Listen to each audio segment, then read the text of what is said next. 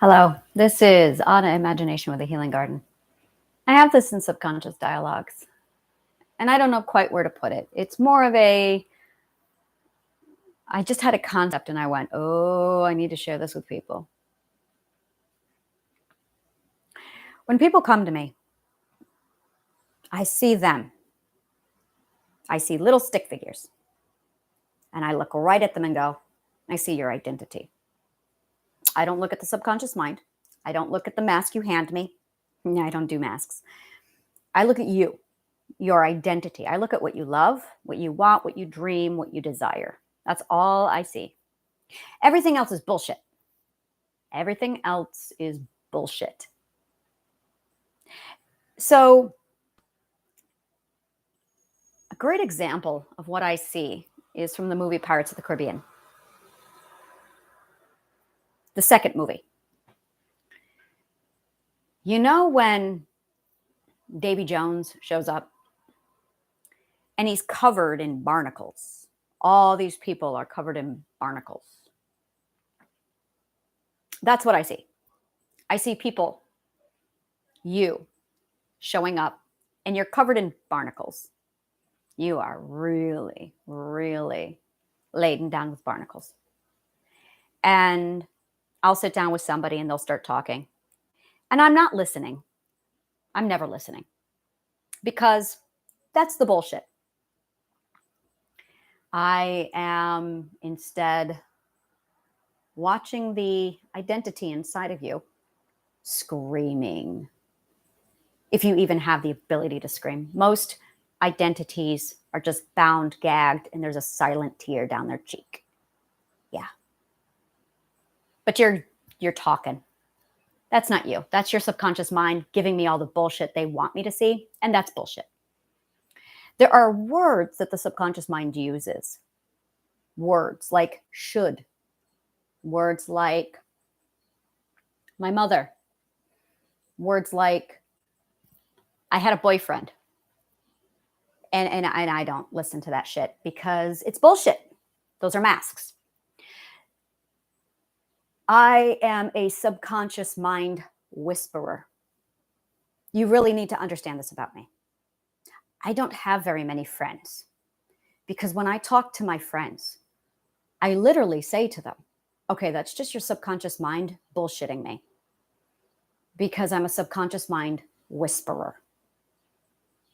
I speak subconscious mind better than anything else in the world.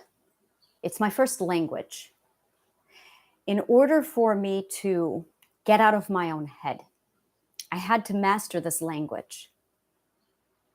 And then I had to best my subconscious mind at its own game. And that's what you need to learn how to do. That's what everybody needs to learn how to do. You need to learn to become so fluent in subconscious mind speech that you can best your own subconscious mind at its own game. So when you sit down and you talk to me, I look at identities. That's what I'm interested in. And most subconscious minds regurgitate all the garbage they read on the internet. They regurgitate all the propaganda that the psychologists and the media fed them.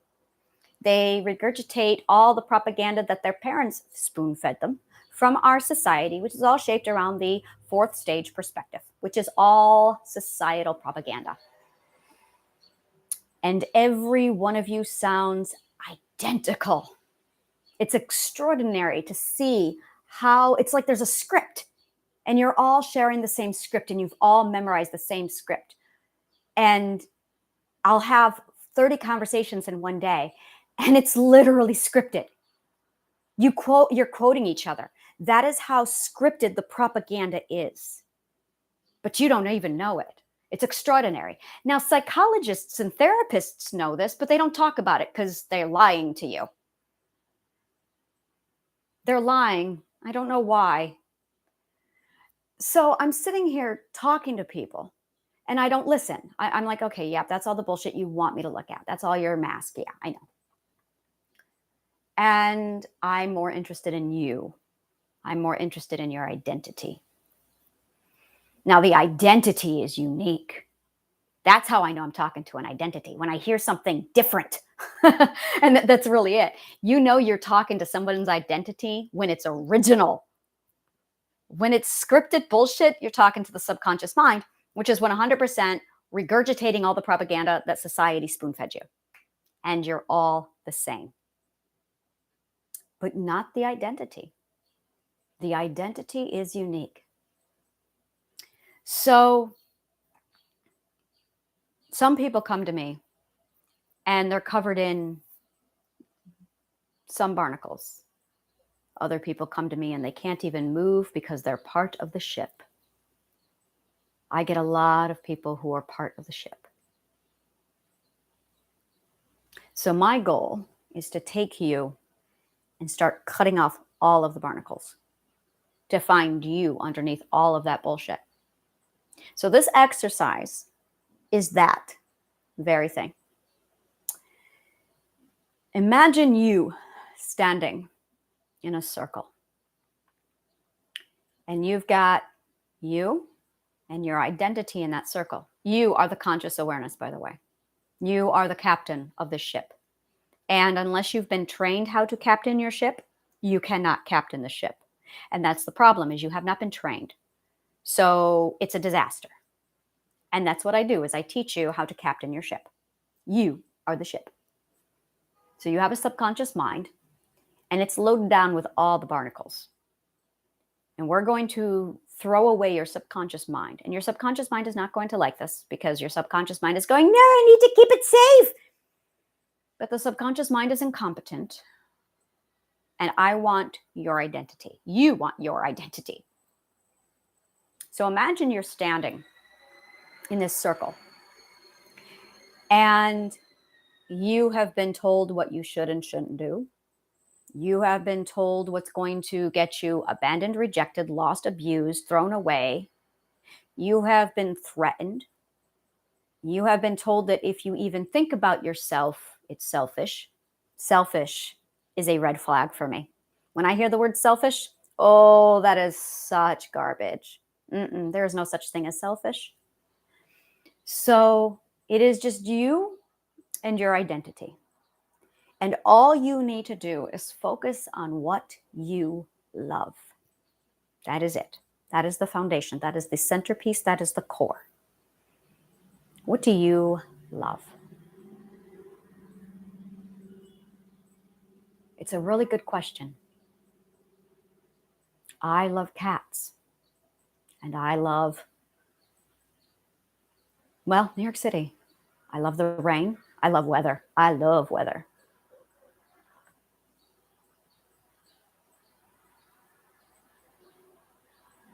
I love podcasting. Oh my God, do I love podcasting. I love helping people. I love psychology. A little too much. A little too much. I love philosophy. I love food. Oh my God, do I love food? I love music. I love beautiful things. I love music. I said that. I love books. Do the same. List everything you love. Things, not people. Things. What do you love? If you were standing on an island, what would you take with you? What would you want on that island? No one to impress. No one to accept you. You're on an island, abandoned. You have everything you need to survive. You don't have to, come out with, I want to make sure I know bushcraft, and I want to make sure I have a knife, and I want to make sure I have a fire starter. No. If you had to go away to an island and you could fill this island with everything you want, not people, what would you put on the island? I would fill it with cats who don't need cat boxes because they don't poop. That would be my dream. Cats who don't need cat boxes because they don't poop. So I would have an island of cats without the smell. Oh, that would make me so happy. That is my dream island. All the fuzziness of cats without the smell. Oh, I would love that. They are worth the smell. In my opinion, they are worth the smell. I would have every book, and it would be filled with a library with all of those cats. And we would have afternoon tea. Make your island. I want you to build your island. What would you put on your island? What would be filled with it? You don't have anyone to impress. You don't have to worry about being rejected. You don't have to worry about being hurt. What would you put on this island? Really fill your island. If you are saying things like, I don't know, I have no idea, that is how many barnacles you have lading you down. You have so many barnacles, you don't even know who you are anymore.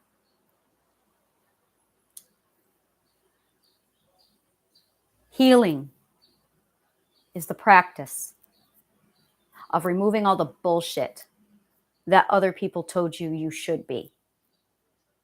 That's it. It is finding you among your bullshit. That is healing. It's just finding you buried under all the bullshit. It is really important that we remember that. Because you got buried under all of the bullshit. Fear is bullshit. Guilt is bullshit. Societal norms and expectations are bullshit. Psychological labels and diagnosis are bullshit. Trying to impress people is bullshit.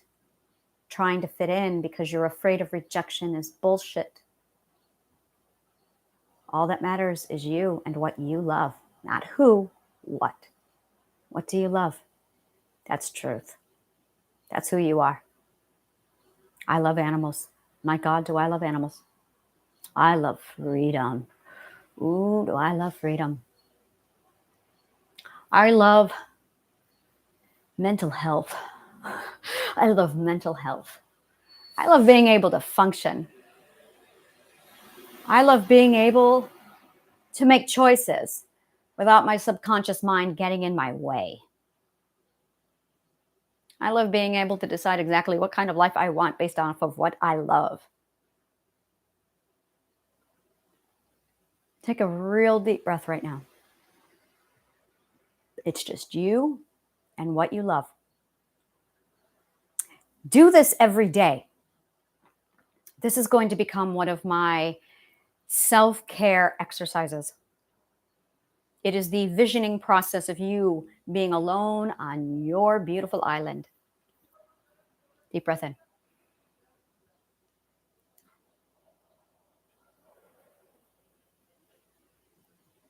There are moments where I start every morning.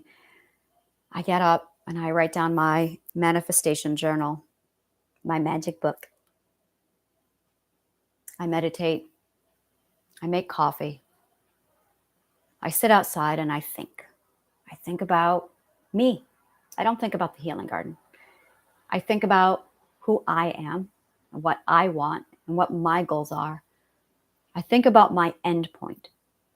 Because so many people with so much noise and so many perspectives come in and they shout. And I can feel it now. Most people cannot feel this because they're desensitized to it. This is really important. You are desensitized to receiving bullshit. Oh, is that the problem? You have become so desensitized to receiving bullshit that more just buries you alive and you don't even know it. All you know is you're in pain and you're lost. And it's because we are bombarded constantly with all the bullshit. And we've become desensitized to it. So healing is the art of removing the bullshit. That's all we're doing here. We're not focused on what your diagnosis is. We're not focused on your mental illness. Nope. Distraction. Bullshit. You are focused on just you and what you love. And our mission is to get that back. The mission is to get you back to your true north by defining what you love. What do you have in your life that you love, that you on purpose chose that you still have? This is really important. We talk about gratitude journaling, and I remember the first time I started it, I was like, gratitude? I'm happy for the trees. I'm happy for my plants. Mm, a lot of people really do a piss poor job explaining this. So this is going to be a different kind of explanation. There's a lot of bullshit in your life, but every now and then the real you gets out. So this is going to be a fun task. I love this. Go around your bedroom, go around your home, write a list of the things that are there on purpose because you love them. Nothing else. For instance, this is a set of coffee mugs I purchased a few years ago, 2 years ago. They are the most beautiful things to me. I love gardens. Can you tell? And there are 4 set of mugs. I have white roses, yellow roses. This is the yellow roses, pink roses, and red roses. And it is made from, it's China, but it's English China. It's a common English style. And I chose them online because I loved how delicate they are. I loved how absolutely beautiful they are. And every time I use them, I feel like a lady.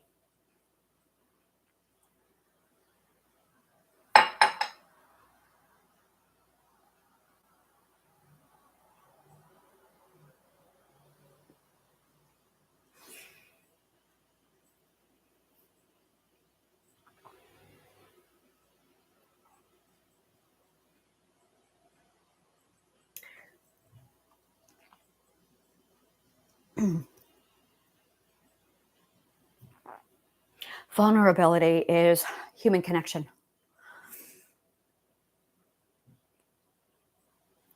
I bought them to remind myself that I'm a lady. I bought them to remind myself that I'm not a whore or a slut.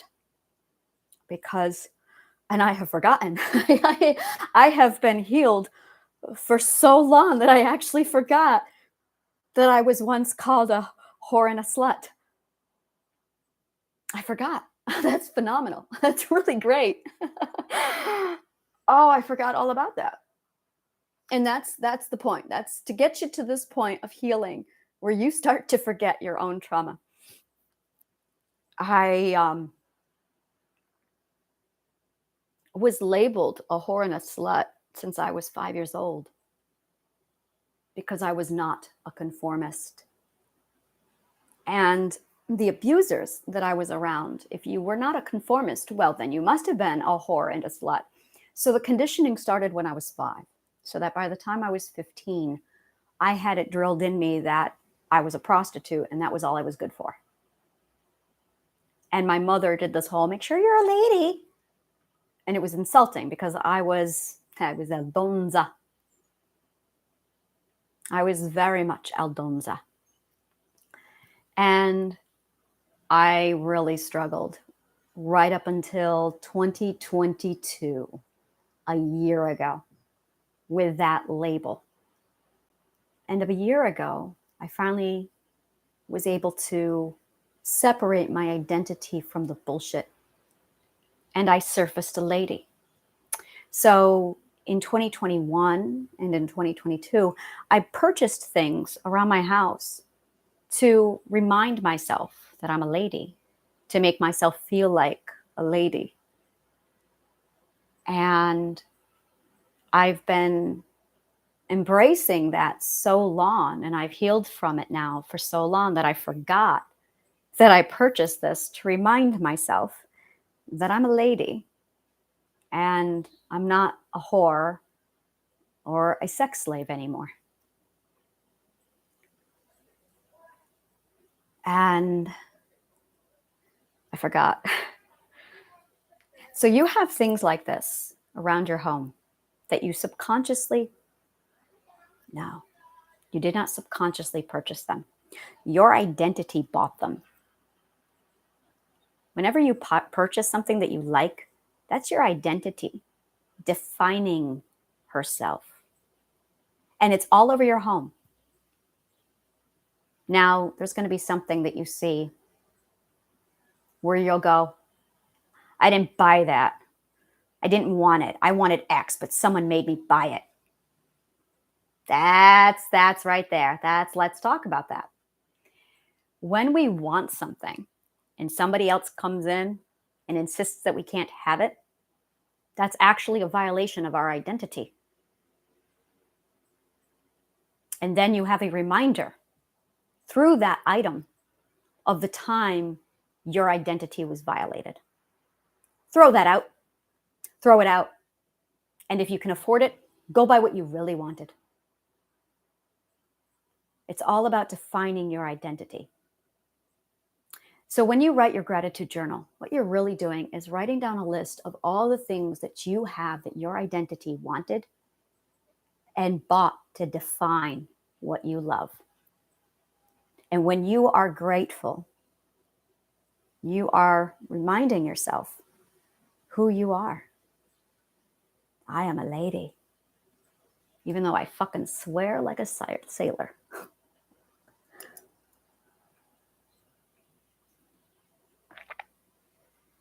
I had a very interesting conversation with a very good friend of mine. He knows who he is. And he laughed last night and said to me, I love how filthy your mouth is. And I went, I never even thought about it. I did go through this period early on going, should I swear? Should I not swear? I am authentically me. And when you are given the name Queen of the Darkness, when trauma hits you and you go, oh, look, another rape. Let me just walk through here and I'll go through it. And all right, I'll just deal with this rape. Like it's nothing. Because it's nothing. Because it is so laughably easy to walk through trauma now that you've earned the right to say fuck as many times as you want. I walk through the streets of Manhattan barefoot.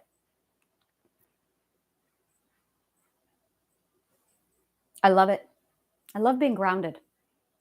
And I need it so much, especially in Manhattan, because there is so much people energy. Oh my God, I can't breathe.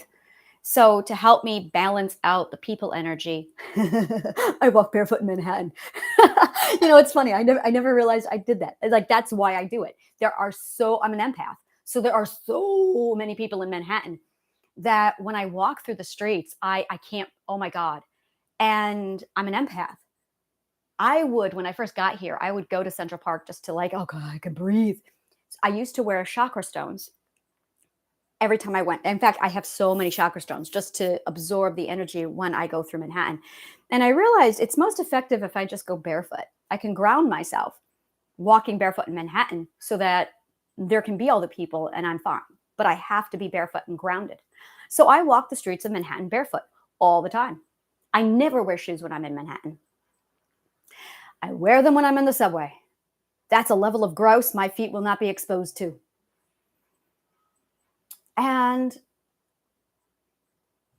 yeah, it doesn't faze me. And I've had people like, oh my God, you're wearing no shoes in Manhattan. And I'm like, yeah. And they're like, how? You must be tough. Yeah, I stepped on a hot coal once. Yeah, it was awesome. I stepped on a hot coal once. It glued to the bottom of my foot. I didn't even know I put my foot down and I'm like, what is that bump? And I looked up and there's this coal glued to the bottom of my foot. We checked and it was 800 degrees. I couldn't even feel it for a minute. Oh, and then I felt it. So when you step on hot coals, walking barefoot in Manhattan is nothing. It's nothing. when you tread through sewage and bullshit, it really puts you on a level of, yeah, it doesn't faze me. So I swear, because it's authentically me. It is the remnants of, you have no idea the shit I have seen. It feels really good. So when you walk through your home, find the things that you bought because you loved them. Those are the things you should be grateful for. That is I'm really grateful for my cups. And that is you channeling your gratitude, which is channeling your abundance, which is channeling your identity, which is channeling your love. And that emotion, that conglomerate of emotion, is the cure to fear. The bigger that gets, the smaller the fear gets. Now, the fear requires a few other exercises, but this is where to start. And the goal is to grow that abundance and that feeling of love until your circle is filled with all of you, just you, because you've taken all the bullshit out. And there is no fear in this space because you're on your island and you are safe. So we're going to start you there on your identity island. And the exercise is to fill your identity island with as much as you possibly can. Now, the next goal is to, if you can, carve out your bedroom so that it emanates as much as you can from Identity Island. And then, if you can, the assignment later is going to be expanding that out to your kitchen. So your kitchen is Identity Island, and then your living room and the whole house. As much as you can, if you can, you are going to create Identity Island in your home. If you can't do that, we need to start talking about how to remove the bullshit from your life, because that's what causes the trauma, is when there's identity you and there's all this bullshit that's trying to change you into something else that isn't you. So that's the exercise. Identity Island. We will be coming back to this every day. Thank you so much. And may the kindest of words always find you.